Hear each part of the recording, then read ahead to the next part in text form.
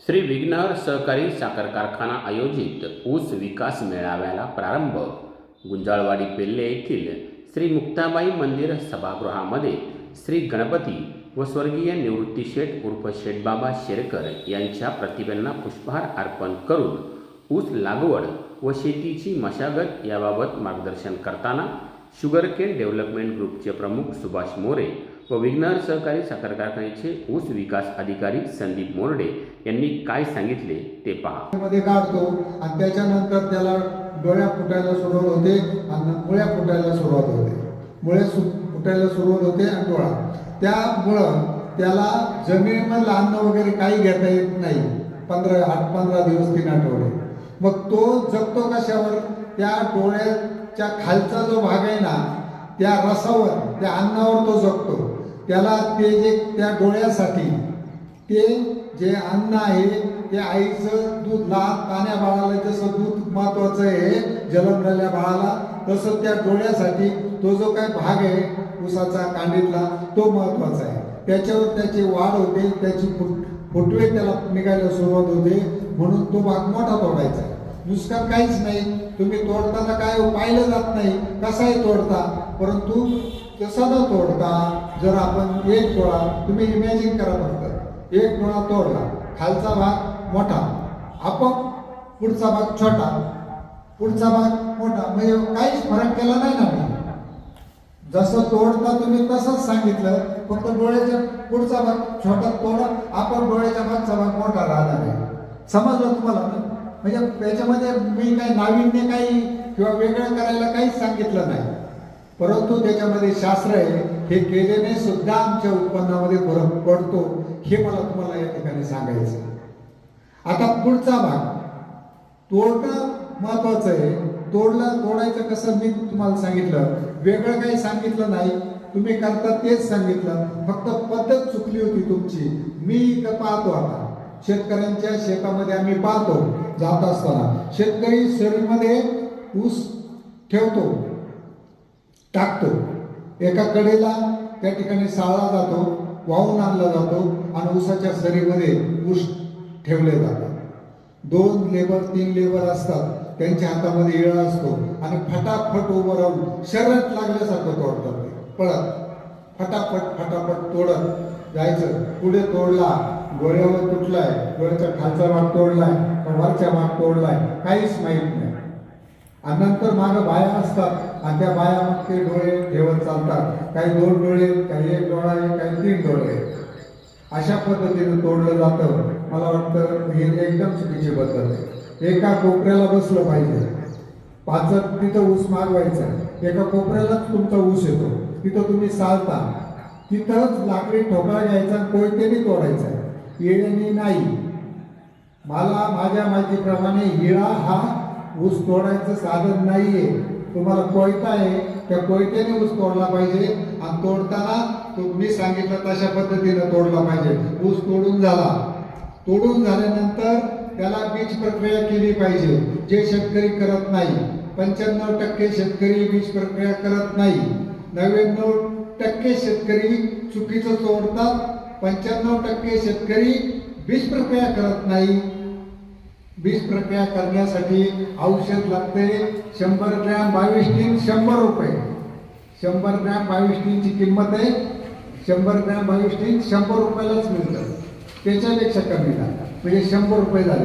Chloro घ्यायचं 250 milli chloro 250 रुपयाला मिळते, त्याच्यापेक्षा कमी. 350 रुपयाचं औषध फक्त ऊसाचं बेणं त्याच्यामध्ये जर बुडवलं तर संभाव्य एका फवारणीचा खर्च नंतर तुम्हाला 2-3 हजार रुपये होतो, तरी त्याचा कव्हर होत नाही. तितका एवढं केल्याने कव्हर होतं. मग हे का करायचं नाही?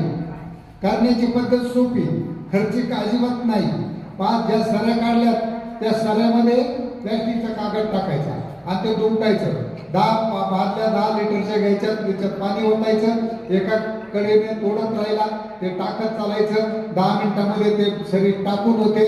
ती मागची 10 मिनिटं झाले काढून घ्यायची, 10 ते 15 मिनिटं ते परत त्याच्यामध्ये बुडवायचे. आणि काढायची आणि लागवडीला तुमच्या पद्धतीनं जायचं आणि लागवड त्या ठिकाणी सुरू करायची. लागवड करत असताना आता बेन तोडीचं सांगितलं, बीज प्रक्रिया सांगितली, जे शेतकरी करत नाहीत या 2-3 बाबी. त्याच्या पुढचा महत्वाचा भाग मला तुम्हाला सांगायचा आहे. लागवड कशी करायची ते येणार आपल्याला, परंतु त्याच्या पुढचा महत्वाचा भाग आहे ना, बेसल डोस शेतकरी टाकत नाही. पुन्हा 95% शेतकरी बेसल डोस टाकत नाही. अतिशय गरजेचं आहे. का बेसल डोस टाकत नाहीत लागवडीच्या अगोदरचा, त्याचं उत्तर मला अजून सापडलेलं नाही. शेतकरी बेसल डोस टाकत नाही. टाकतात कधी 2 महिने. तुम्ही लक्षात घ्या, एखाद्या शास्त्रज्ञाला विचारा, एखाद्या विद्यापीठामध्ये तुमच्या ओळखीचं कोणी डॉक्टर असेल त्यांना विचारा पोटॅशचं जे आहे, पोटॅश खत आहे किंवा सुपर फॉस्फेट वापरतो आम्ही, NPK. N आहे ना, हा सहज उपलब्ध होतो, लगेच पाण्यात विरघळतो. पण P आणि K हे दोन्ही आहेत ना, हे जमिनीत टाकल्यानंतर ते जागेवर स्थिर असतात, त्यांना मुवमेंट नाही. जिथं टाकला तिथंच राहिला. तुम्ही ऊस लागवड झाल्यानंतर जर टाकत असाल ना, तर काहीच उपयोग नाही आहे त्याचा. फक्त 2च वेळा टाकता येतं ऊसाला खत, P आणि K. फक्त 2 वेळा आहे ऊसाच्या स्टाईलमध्ये, लाईफमध्ये फक्त 2दा ही खतं टाकता येतात. एक तर बेसल डोस आणि मोठी बांधणी. एरवी टाकलं तर त्याचा तितकासा उपयोग नाहीये, हे ध्यानात घ्या. ते मुळाच्या सानिध्यात गेलं पाहिजे आणि ते टाकल्यानंतर त्याच्यावर महिनाभर 1.5 महिना प्रक्रिया होते आणि नंतर ते पिकाला उपलब्ध होतं. तुम्ही ऊस लागवड झालं तर 2 महिन्यांनी टाकता आणि मग ते पिकाला उपलब्ध अजून 2 महिन्यांनी, 4 महिने, 4.5 महिन्यापर्यंत ऊसाला गरज आहे खूप. 4.5 महिन्यानंतर काही नाही टाकलं तरी केवळ का फरक पडत नाही. 4.5 महिन्याच्या आत सगळं काम करायचं आहे ऊसाचं. आणि आमचा डोस 4.5 महिन्यानंतर मिळायला सुरुवात होते. ही एक मोठी चूक आहे. म्हणून बेसल डोस टाकला पाहिजे लागवडीच्या अगोदर.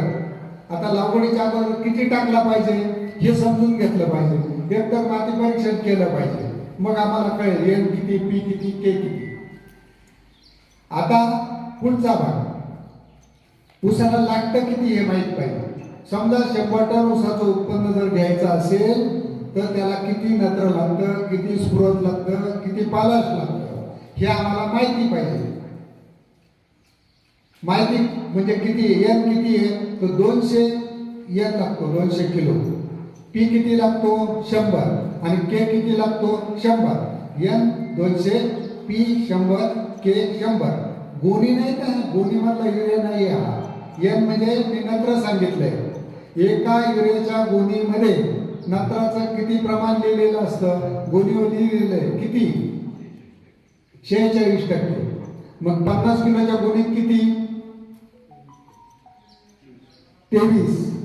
मग 200 जर लागत असेल आम्हाला तर 200 भागिले 23 भागिले 200 भागिले 23 किती आलं उत्तर, 9.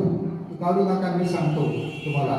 स्फुरद आहे ते किती येतं, 100 पाहिजे आम्हाला. एका सुपर फॉस्फेटच्या गुणीवर किती लिहिलेलं असतं,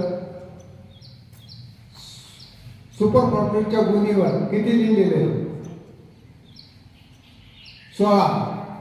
50 किलोच्या गुणीत 8, 100 भागिले 8 12 सुपर फॉस्फेटच्या गुणी पाहिजे. हा जो डोस मी सांगतोय हा एकरी 100 टनापेक्षा जास्त उत्पन्न घेणाऱ्या शेतकऱ्यासाठी. तुमचं 70-80 टन निघत असेल तर इतकं खत लागत नाही तुम्हाला, हे लक्षात घ्या. आणि पोटॅश किती पाहिजे, पोटॅश किती पाहिजे, एका पोटॅशच्या गुणीवर किती लिहिलेलं असतं, 59 पॉईंट काहीतरी 60 गृहीत धरा. मग 100 एका गुणीवर किती आलं, 50 किलोच्या 30.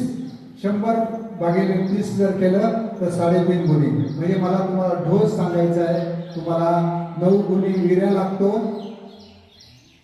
सुपर फॉस्फेट 12 गुणी लागतात आणि पोटॅश 3.5 गुणी लागतात. 100 टनापेक्षा जास्त उत्पन्न घ्यायचं झालं तर 9 गुणी युरिया, 12.5 गुणी सुपर फॉस्फेट आणि 3.5 गुणी पोटॅश, एवढं टोटल सगळं खत ऊसासाठी लागतं.